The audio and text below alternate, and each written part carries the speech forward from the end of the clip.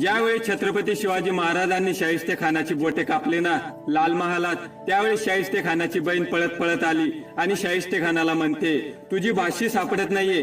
त्यावेळी शाहिस्ते खान म्हणतो, नीट बघ, कुठेतरी असेल, कुठेतरी लपलेले असेल. त्यावेळी शाहिस्ते खानाची बहीण शाहिस्ते खानाला म्हणते, मला असं वाटतं छत्रपती शिवाजी महाराजांच्या मावळ्याने तिला पळून नेलंय. त्यावेळी शाहिस्ते खान असं म्हणतो, छत्रपती शिवाजी महाराजांचे मावळे काही पण करू शकतात, पण कुठल्याही आई बहिणीच्या पदराला कधीच हात लावू शकत नाही.